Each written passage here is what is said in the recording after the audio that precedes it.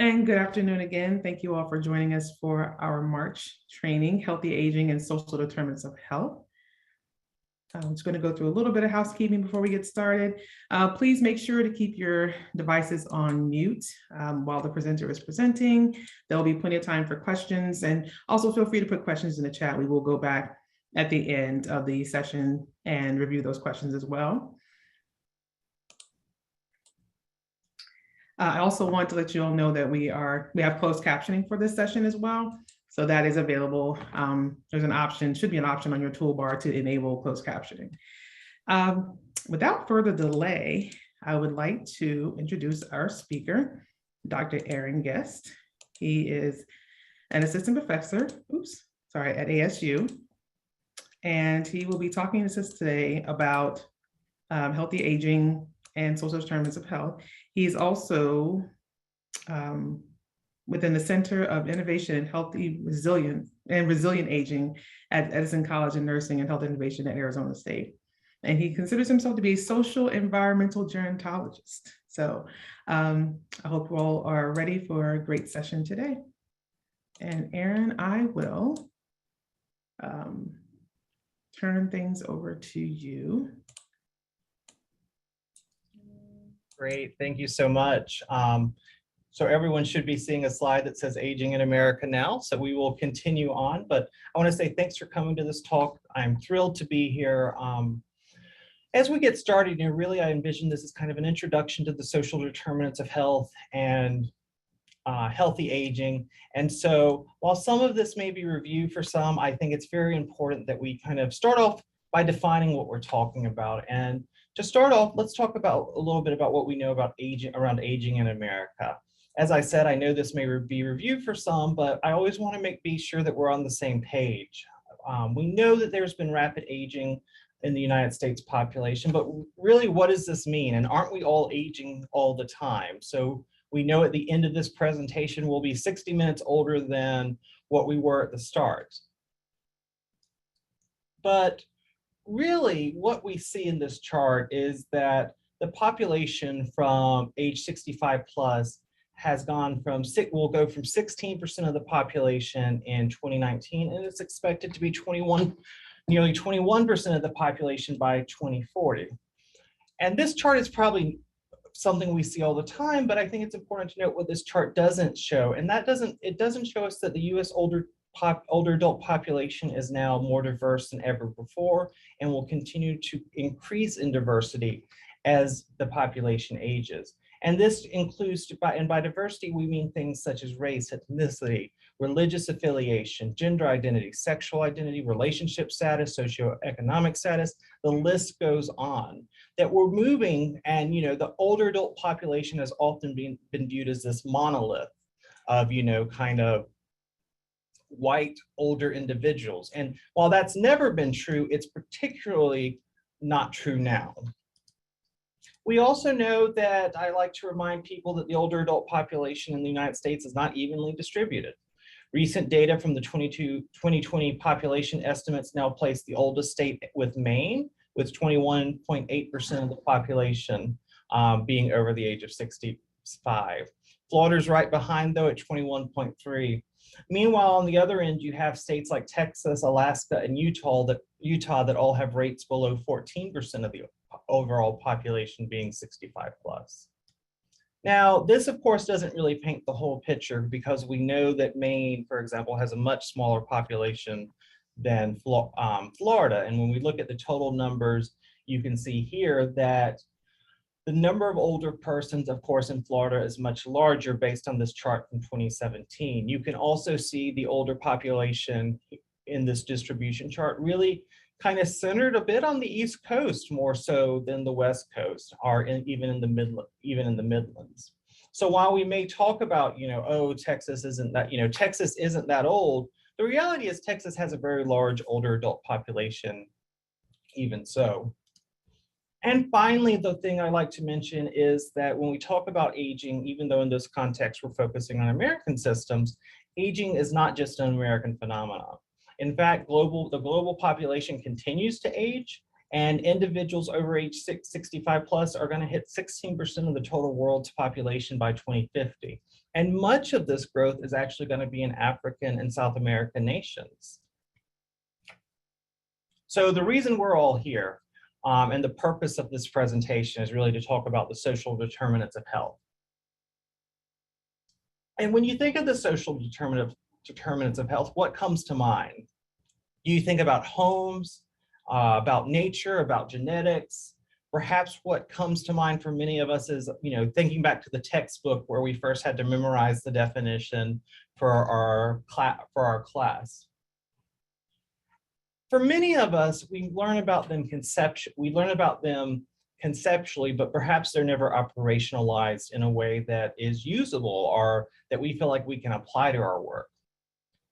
Of course, given who I'm told is generally on these talks, I imagine that many of you are aware of the social determinants and somehow use them in your work, but may not be intimately familiar. Others of you may, and that's okay. Much like aging, I think it's critical we approach the social determinants of health from the viewpoint of identifying what we mean and to ensure that we're all at the same place. This might be the definition that most of us are familiar with, and this comes to us from the Centers for Disease Control and Prevention. I'd say that this is probably the most familiar to those on the talk, and it states that the social determinants of health are conditions in the places where people live, learn, work, and play that affect a wide range of health risks and outcomes. For me, this is missing one critical component, and I think in the next two slides, you'll see what that is. And this next definition also comes from the federal government, and it comes from Healthy People 2030. This is probably the second most familiar definition, and this definition adds a few important components. So as we read it, the social determinants of health are the conditions in the environments where people are born, live, learn, work, play, worship, and age that affect a wide range of health, functioning, and quality of life outcomes and risks.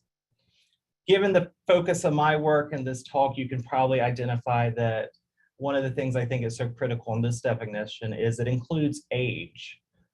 It adds other few important details, such including recognizing that place of birth is a major social determinant of health, that religious affiliation and worship are major social determinants of health.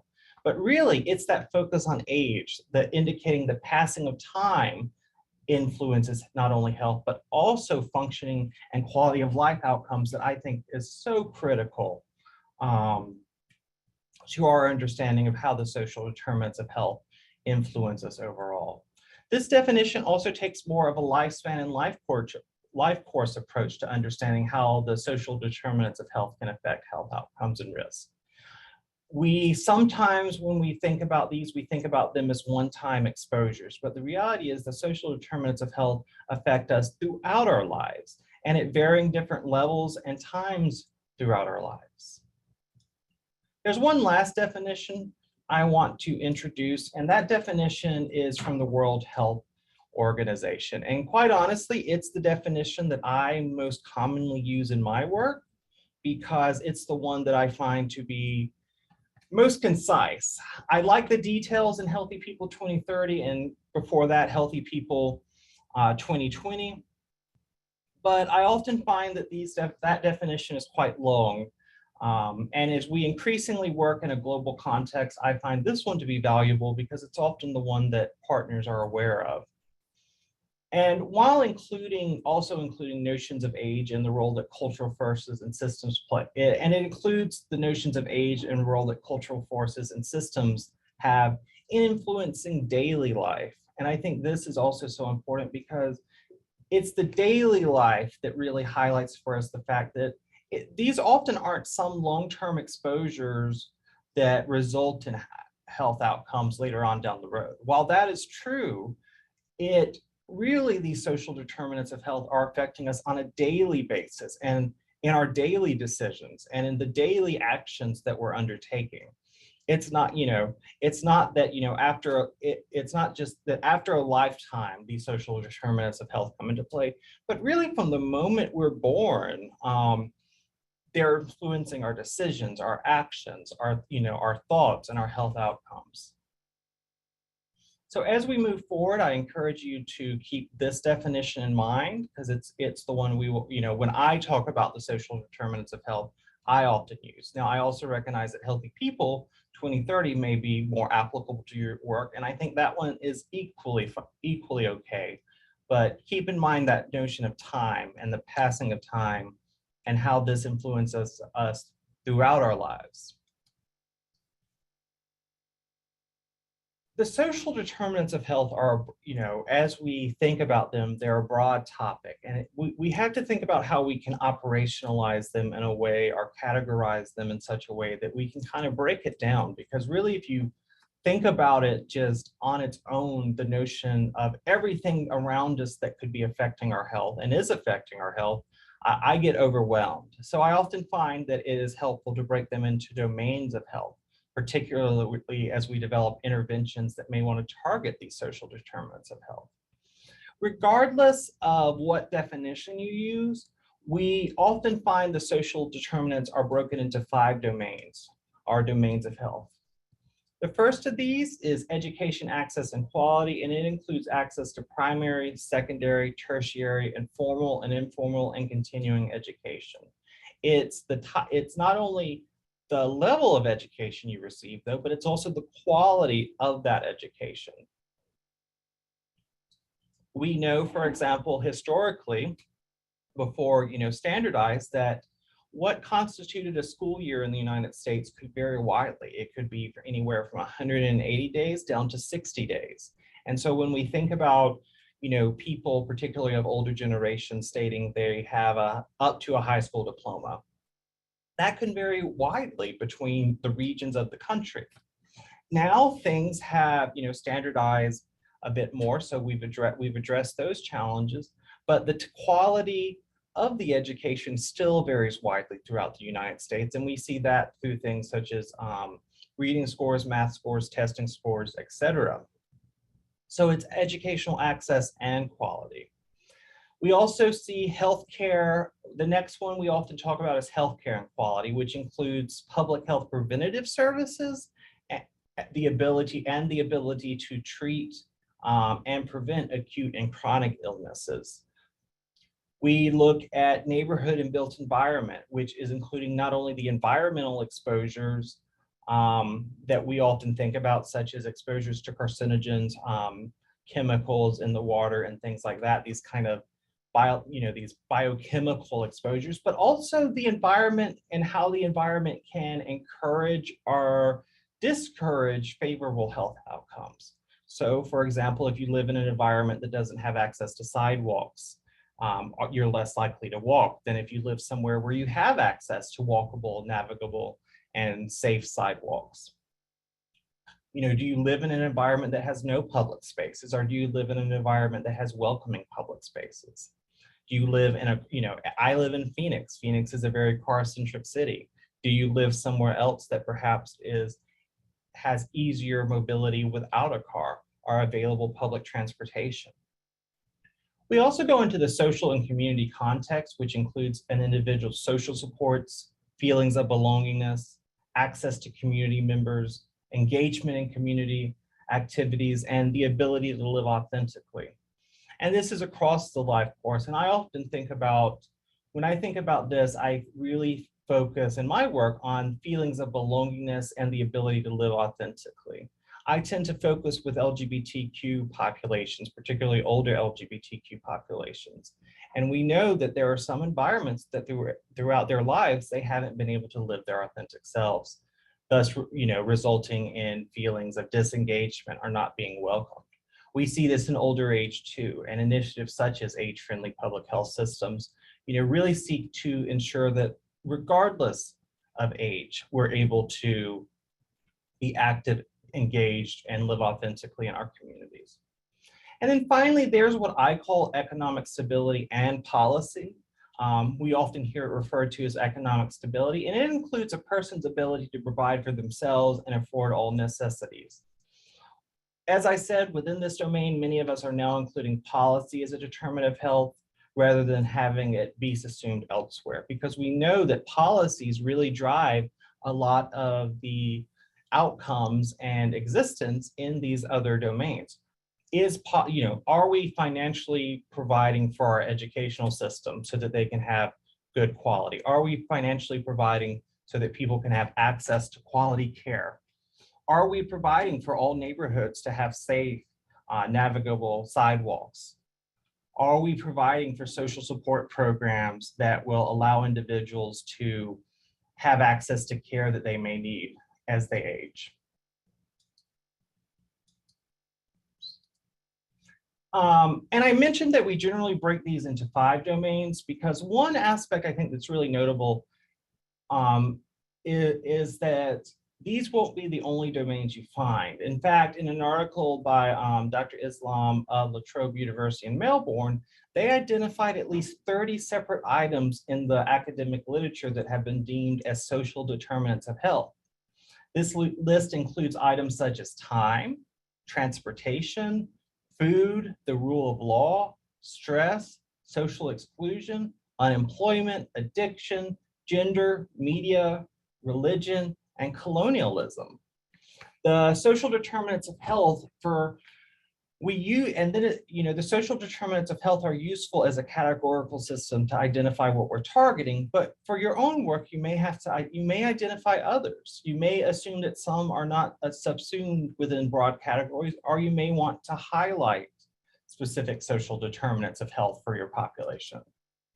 I often use the example of our neighbors to the north, Canada.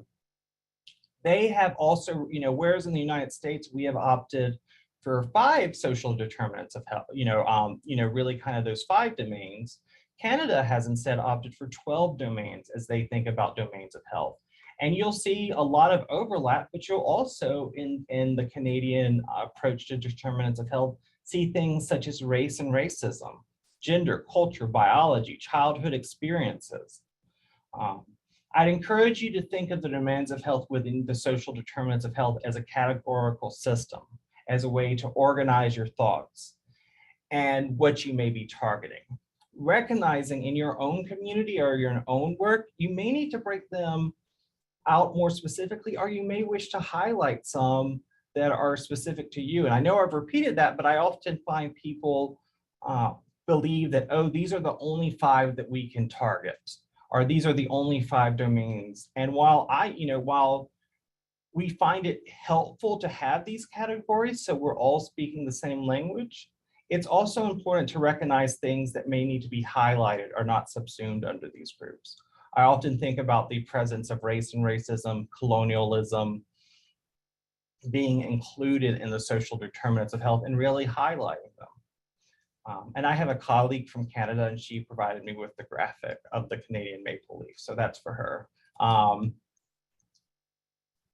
So we have this broad approach, and I think it's important that beyond definition, we think of, beyond these definitions that we just talked about, we have to think about how do we make the social determinants of health applicable, and how do we make it operational within our work as public health professionals. And this is one of the places that I think it becomes the most difficult, because it's easy to talk about the social determinants of health. They sound really good in presentations. They sound really good when we're talking to community partners, but it's doing the work that addresses the social determinants of health and operationalizing them in our practice that is the critical part. It's not just enough to recognize these social determinants of health exist, but it's necessary to actually take action on them. So now, how do we take this broader approach? And I really call this social determinants of health thinking. And social determinants of health thinking is one way that I try to operationalize them in my mind. And there's an often used metaphor of the stream, and I imagine that many of us are familiar with this. That upstream, you have those macro level forces or those macro level factors that are really causing adverse or positive health outcomes downstream. Downstream is really where the individual behaviors and health outcomes that are influenced by the upstream macro factors are kind of coming to fruition. It's what we often see in our practice in public health. It's those individual level health outcomes that are occurring in our populations that we're trying to address. We're trying to develop targeted interventions. We're trying to identify how we can either promote the good ones or reduce the adverse ones. And then there's this notion of midstream, which is something that has really developed in the last 15 or so years. And it's a somewhat new conceptualization of the social determinants of health because it recognizes that, hey, there's something that happens between the macro level forces and the individual health outcomes. And it's these intermediate actions and behaviors that are influencing these individual health outcomes. It's the behaviors and screenings that's helping us identify that these health outcomes exist. And of course, you know, as we think about them, as I said, most of our focus is on kind of this individual downstream effects in public health, has traditionally been. And, you know, later on, I'm going to talk about why I think as we are seeing a lot of movement upstream thinking in public health and why that's so critical. I want to now give an, you know, so let's talk through this because this can be kind of hard as we, you know, just present the, you know, it's like, well, I like kayaking, but what does a stream have to do with anything?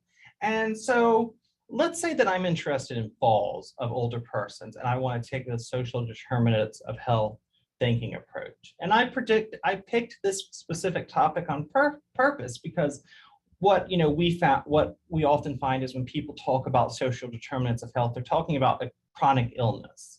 But really, in public health and in our practice and in our work to create age-friendly systems, we have to take a holistic view, and we have to recognize that social determinants of health affect all health outcomes.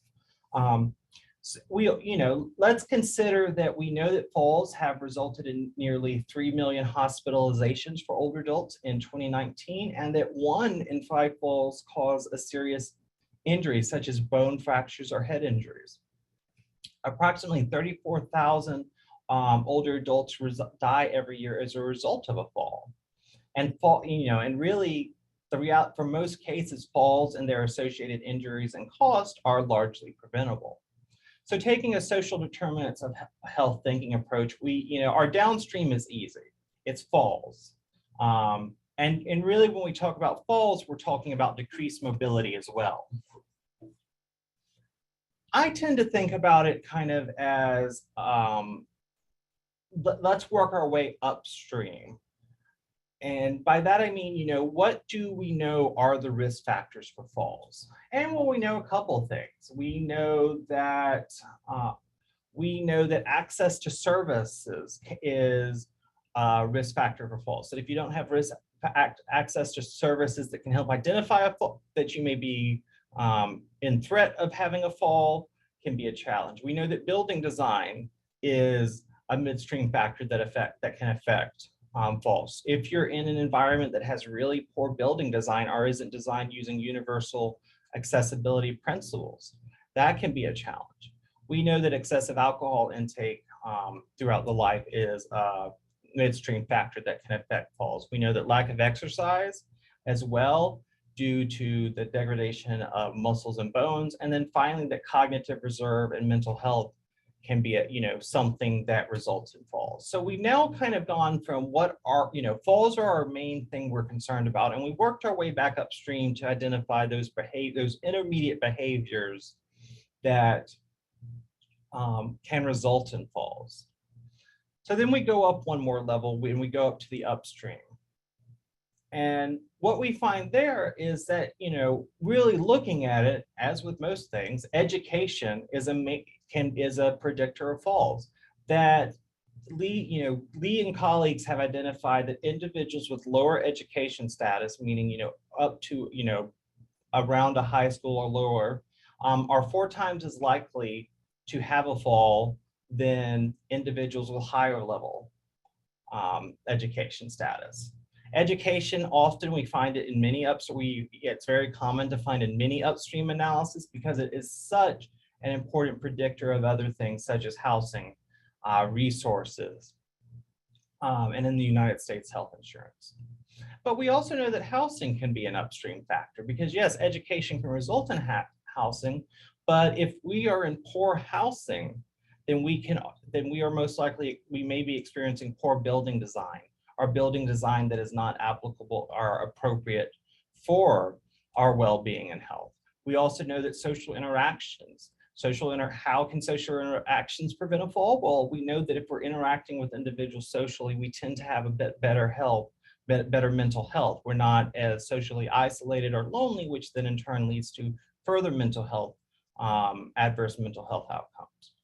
We know that place of birth, for example, is once again a major upstream factor, that individuals born in neighborhoods with blight or lower incomes are more likely to have poor education status, poor housing stock, and reduced opportunities for social interactions. And then finally, we know that employment can be a major upstream factor that results in falls because associations with the the type of work that's being done, the challenges put on the body systems, and other factors. And that all of these together can result in the midstream behaviors and actions that result in the downstream falls.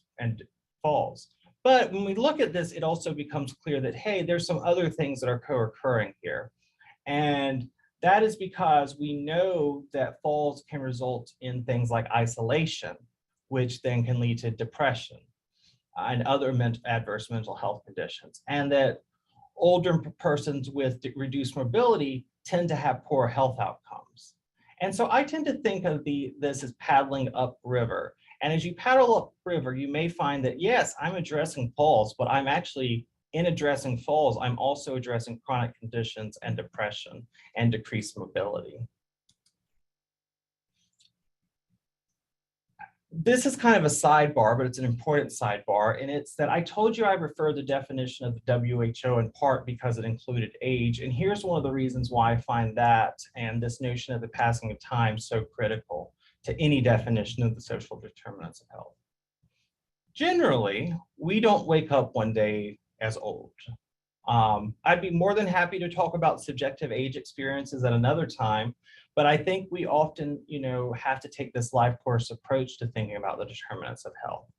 And that what this means is that throughout our lives, we have constant exposure to positive and adverse determinants of health. And Danifer in 2003 really summarized this in the notion of cumulative advantage and disadvantage. That the accumulation of our social determinants of health can result in what's either a cumulative advantage, meaning better or better than average health outcomes, or at least kind of a neutral play, or the exposures can result in more negative health outcomes because of previous negative exposures. And what I'm showing on this slide, I hope doesn't surprise anyone, that what we see is that people with more disadvantages earlier in life tend to be more disadvantaged later in life. People with more access to resources or more positive cumulative advantages tend to have better health outcomes in life, even if they're exposed to the exact same, even if later on they're exposed to the exact same determinants of health, that there still tends to be the effects of cumulative advantage or disadvantage. So if we take the example of falls, if you think about, if you take individual one or person one who was born in a lower middle class working parents in a suburban environment, they had to immediately find a job once they turned 15, didn't get a chance to finish high school, but got his GED and worked in a factory until it closed.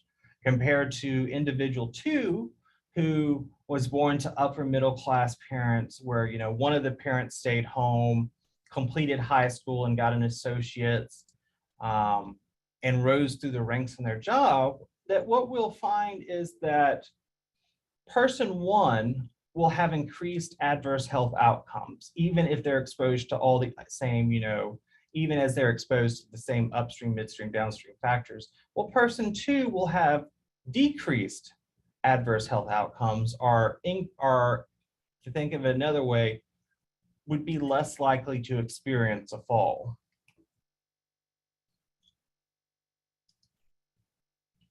I do want to highlight that what we have discussed may feel familiar to you. And this may be because for many of us, we may have been introduced to some of these concepts under a different name.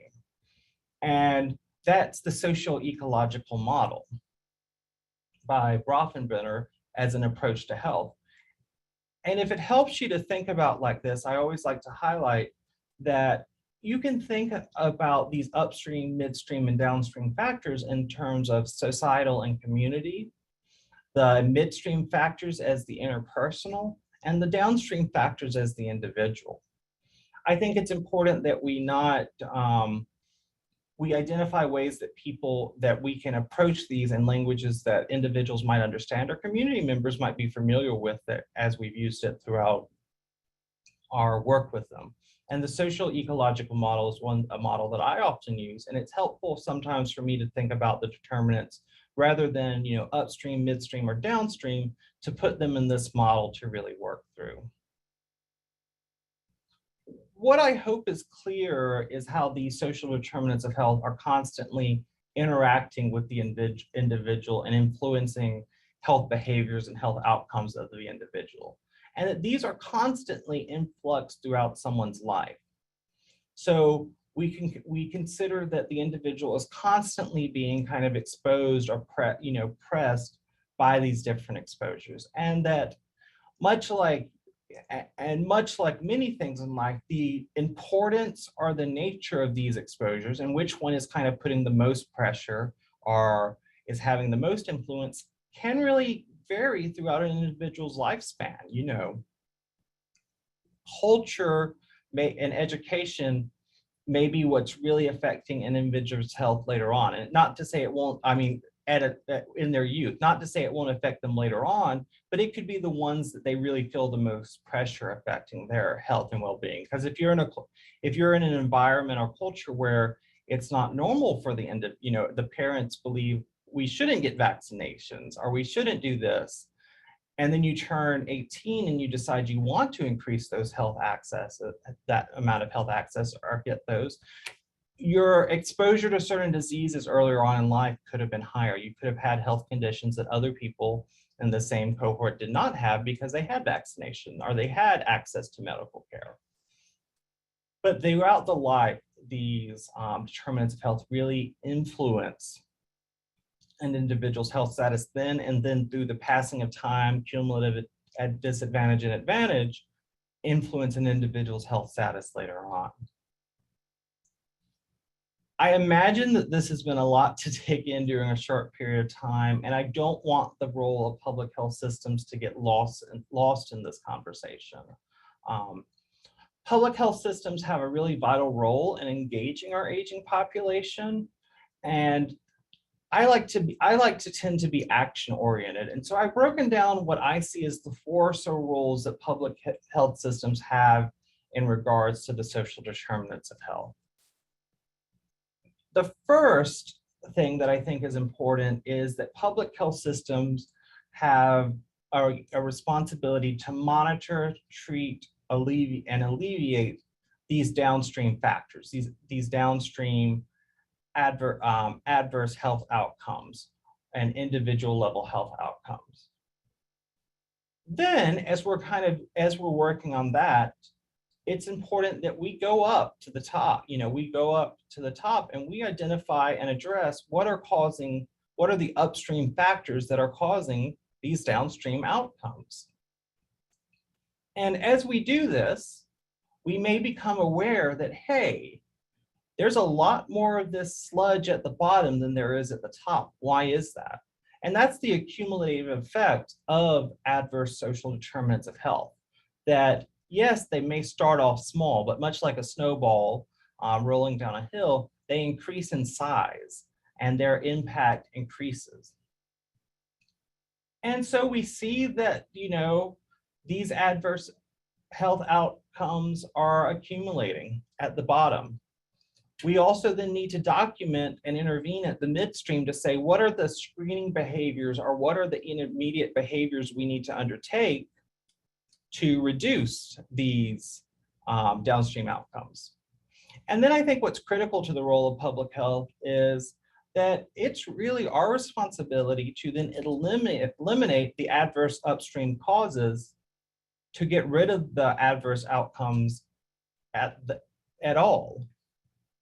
And I think that's part that often gets left out that we spent, and that I'm excited that public health has really turned to focus on, that it's not just enough to treat and to alleviate some of these downstream health effects. It's really our job to identify what's causing them and then work to eliminate the cause. So what is public health's role through all this? Well, I do think we need to more critically evaluate public health's role. And I hope as this training series continues, there's the opportunity to do that. And I imagine there will be. One thing that I, as a researcher and professional that I often hear is that there's concerns about notions of, well, we don't really work with older adults because that's the area agencies on aging mission, job are. We don't want to have mission creep because there's all these other groups working with older adults. And I would say that's not true at all, that aging is a public. I'm hearing some echo, sorry. That aging is a public health issue. And sadly, what I think often see is this. We often see that public health organizations and community level initiatives are kind of separated by this. We have children and youth on one side, aging services on the other. And they're separated by this thing that I like to call the midlife chasm, just because it seems like we have nothing for people at midlife, which is, those babies will eventually become at midlife and those older individuals were once midlife. So maybe we should do these intermediary activities to reduce adverse health outcomes later on.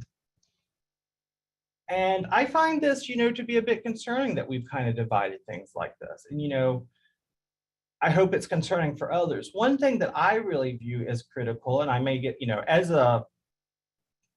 as someone with a degree in gerontology, I really think that we have to take this approach, and that is that we are all gerontologists, and that we need to take a life course approach to fully focusing on the individual to ensure there's a full life approach. And that's one of the things the age-friendly public health systems really helps us think about, that it's not just enough to go back and have children and youth on one side, aging services on another, but that we need to build a full bridge that takes into account individuals, really from birth till death.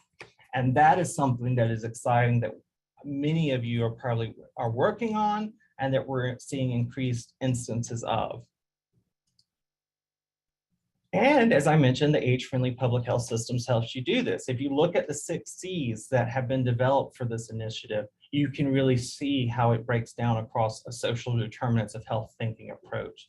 You can see the upstream, the midstream, and the downstream activities that fit into these behaviors. So by participating in age-friendly public health systems, you're already in many ways taking a social determinants of health approach. And I think they serve as a great, as I was really looking through it and refamiliarizing myself, they really take this approach to cause you to critically look at what's happening in your community. As we wrap up and move into questions, which I hope there are some questions, because I know that I have covered a lot of stuff in a short amount of time. I think there's a few final thoughts that I want to leave you with that perhaps we didn't fully address. The first is I've tried to focus both on the social determinants of health as positive and negative. I think that I know the social determinants of health can be protective and result in adverse health outcomes. I find in public health, what we tend to focus on are those adverse health outcomes and those adverse events that occur. we tend to focus on the negative because that's what we need to address, and that's the challenge that we have. But I would also encourage us to think about the factors that are protective. Yes, lower education may be a risk for the, 4 times, individuals with lower education have 4 times the risk of a fall. But you know what that means? That means people who have access to education and have higher education have a reduced risk of falls. So it's important that I think we focus both on the things that aren't going well, but also the things that we're actually doing well, because it's very easy to get caught in kind of this vicious cycle of like, oh goodness, like there's so much we need to do when we don't recognize the great work we've done. That's by no means saying that, major inequalities don't exist. They do. We know that. We know that inequalities exist by race, ethnicity, sexual orientation, gender identity, a host of variables.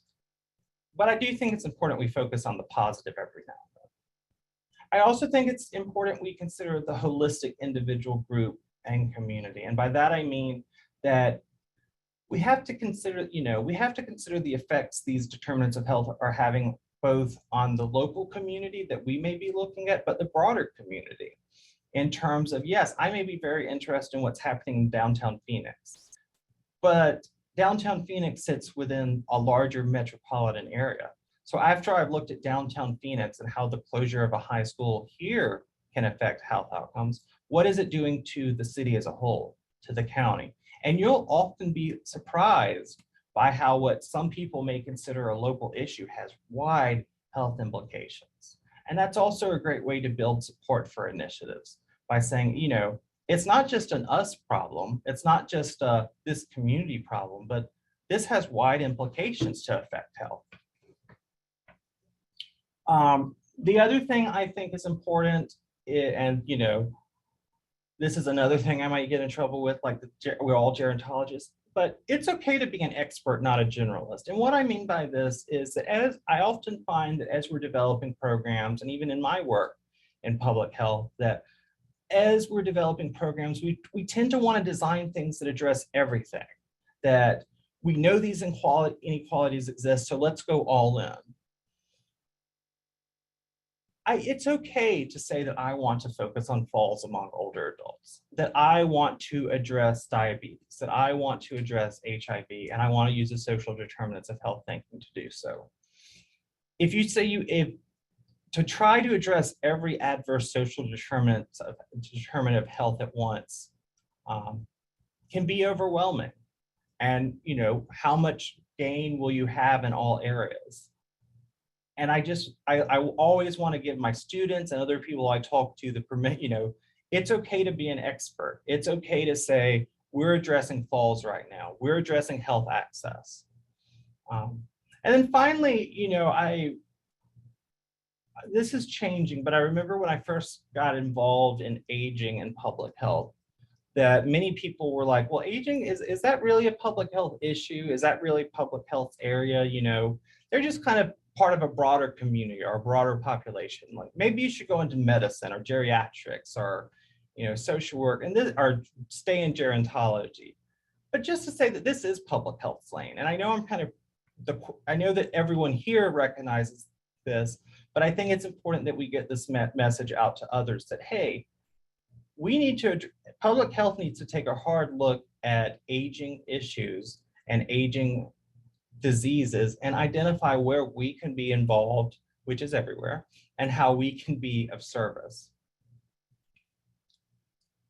I'm gonna wrap up and then hopefully take some questions, just to say, here are some great resources on the social determinants of health. One of the books that I cited in my blog that I wrote for this is by Michael Mormont, The Health Gap, The Challenge of an Unequal World. It's it's from 2015, but if you'd like additional information that really takes a life course perspective on understanding determinants of health and the social determinants of health, I'd recognize this.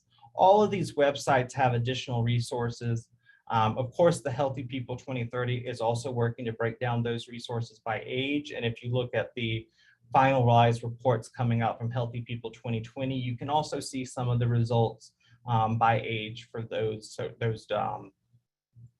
outcomes. I would also be remiss if I did not mention this edited volume, which is Healthy Aging Through the Social Determinants of Health, and a volume that Elaine Jakowski and myself were able to put together with the help of many people, that takes this 5 approach, and within each of the 5 fields address what are the most critical issues facing public health and aging through a social determinants of health lens. And just so you don't think I'm getting rich, just know that we have put any income that might ever come from this actually will go to gerontology and future aging of public health students to attend APHA and participate in APHA. So this was a labor of love by public health professionals who work in aging, and it's available from APHA Press. And then finally, I would just say that please, if you have questions about anything, if you would like further clarification, if I talked too fast, if you couldn't understand my Southern drawl, please reach out, email me, find me on Twitter, look us up at ASU. Thank you all for participating and listening. I do hope this has been useful as a kickoff to your series. And I'm going to turn it back over for any questions that we might have with the time we have remaining. Great. Thank you, Aaron, so much. Oh my gosh, that was such a fantastic presentation. So I know many of you on here, but some of you I don't. So by way of introduction, I'm Megan Wolf. I'm a Senior Policy Development Manager at Trust for America South, and we're so happy to have such a great audience here today. And Aaron, oh my gosh, I love the way you connected the social determinants of health to the 6 C's. Of course, that was great, but also really providing a very clear understanding of the social determinants of health in context to the upstream and downstream construct that we've all, or model that we've all kind of heard about. So we do have several questions that I will start posing to you. The first one is, how would you connect social determinants of health to individual measurements of independence, e.g. ADLs, activities of daily living and independent activities of daily living? So yeah, so really what you're talking about there are what we'd call the individual level factors, the downstream, the downstream factors. So I'm thinking about the different IADLs right now. And so you may think about it in terms, I think I just taught this module, so I don't know why I'm blanking, but I think one of them is like financial management. One of them falls kind of under financial management. And so one of the things to consider is, is the individual facing poor financial management skills, or are they at threat for, I do some work in elder abuse. Are they at threat for potential financial abuse? And what you can do is you can really kind of, doing the same process, trace it back up.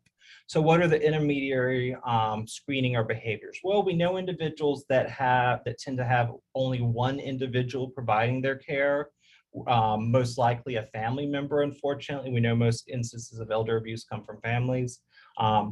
We know that's an opportunity that individuals may have increased risk of, losing financial management. We also know that education, surprise, surprise, upstream factor, influences how people manage finances. We know that employment throughout the life is a factor. Employment throughout the life is a factor of income in older age. We know that gender is a factor that influences income in older age. So that's, that's how, I don't know if that addresses the question fully, but that's how I think you can think about it. I'm like, how does this IADL or the ADL affect the individual? What is the behavior that we're wanting to see this person demonstrate? And then as we work our way back up, what are the intermediary or behaviors that could lead to positive or adverse health effects? And then what are the upstream factors that we may want to focus on later on? And one thing I didn't mention in this lecture, and I probably should have, is sometimes it's helpful to do this both for positive and negative determinants. So you kind of have one that like, hey, these are the things that could, I tend to put them all in one, but sometimes it's good to break it out so you know that these are the protective factors we want to look for in individuals, whereas these are the kind of the unprotective or adverse factors we want to look at for. Yeah. I love that risk and protective factor kind of comparison. I think that's really helpful. Here's a question that I would love to know the answer for as well. So I find our silos are created by our funding streams, right? Like chronic conditions, age groups, et cetera. So do you have any examples of successes working across departments, disciplines, or we might consider them sectors, to address upstream factors? Yeah, I think, I actually, before this, I was having a meeting with, I'm in Maricopa County, and so I was having a meeting with the LGBTQ team, and they're actually facing the same issue. I think, one of the things we are seeing, hopefully, with some of the new initiatives is that funding is kind of being less, it's allowing more broad level collaboration. So I think the first thing, of course, is we got to get the funding to allow this. The other thing I encourage are for people to think about one, age-friendly and, age-friendly public health, that's the big, that's a great way. But creating policies and procedures that ensure that collaboration can occur. So one of the things I often recommend is if people aren't collecting age, or they're not collecting measures of sexual and gender identity, or if they're not collecting whatever the measure may be, standardize that, or you're collecting it differently. Some people are collecting year birth, some people are collecting age, some people are collecting, date of birth. Standardize what you want to collect. Because when it's time to collaborate, that makes it a lot easier for you to pull the same data and to bring data together. Mm-hmm. The other thing that I found to be extremely helpful is, we all hate meetings. I know, but have a meeting, have liaisons that can communicate with one another to say, and maybe it's just through email. I do this with my groups, that, hey, I'm thinking about doing this project on rural older adults. What do I need to consider so that the chronic disease team, that the maternal and child health team, that you can use my findings? And part of it is just communication. Mm-hmm. Knowing what,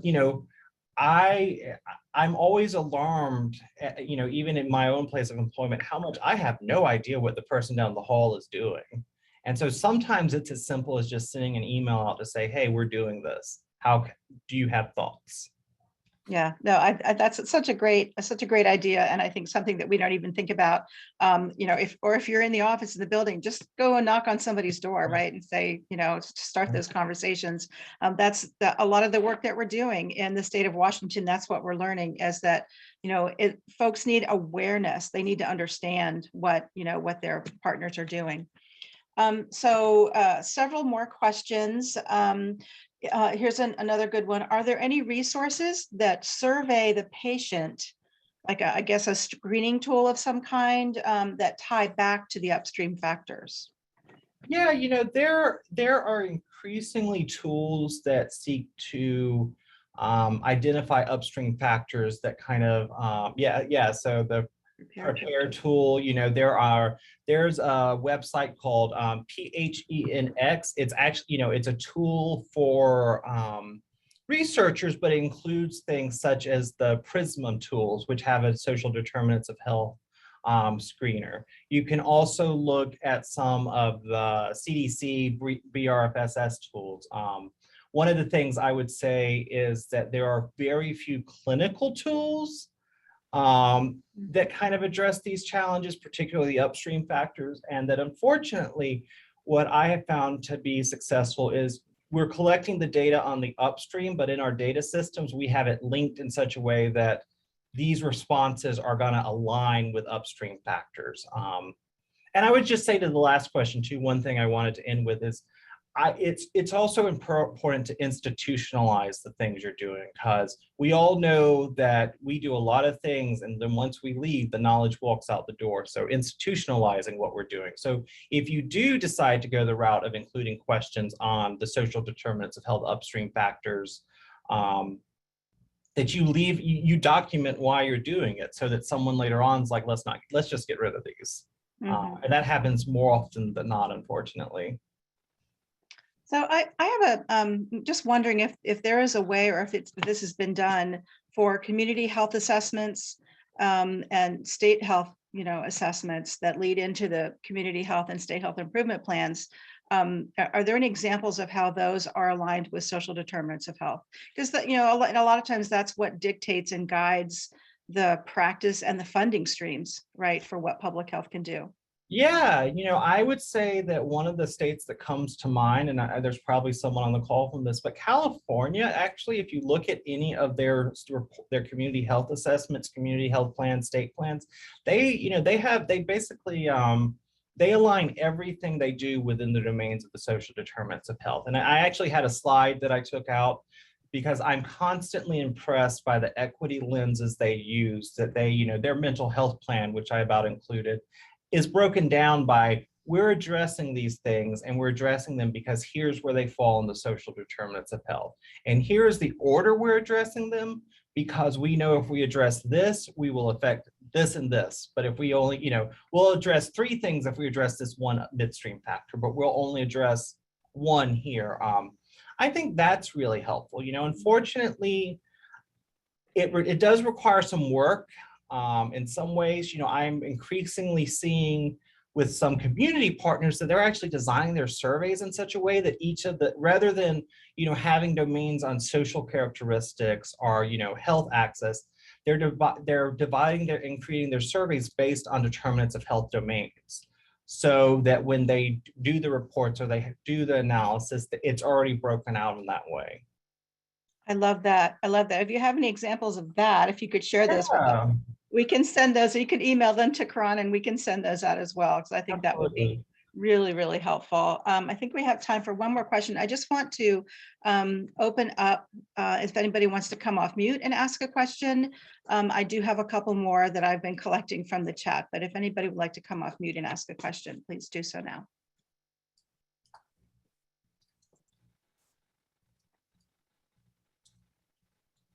I have a question. Okay, Benita. Can you explain to me what a social and environmental gerontologist is? I wonder that every day. So my training and emphasis along with public health is really in the focus of how individuals interact with their environment. Meaning that, as we talk about age-friendly, as we talk about age systems, how does our environment affect health? And that means both our natural environment, our built environment, and our social environment. And I, in particular, a lot of my work focuses on who we know and what we know and the strengths of those connections influence health, because we know it does. And we know that as we age, those connections change.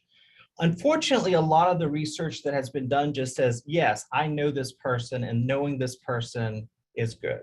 What I'm really interested in is, how is your strength of that relationship? How much do you share with that person? One of the things I found in my work in Eastern Kentucky is that it's really among older LGBTQ people, as no surprise, they have people who say they're my best friend, but I will never talk about these topics with them.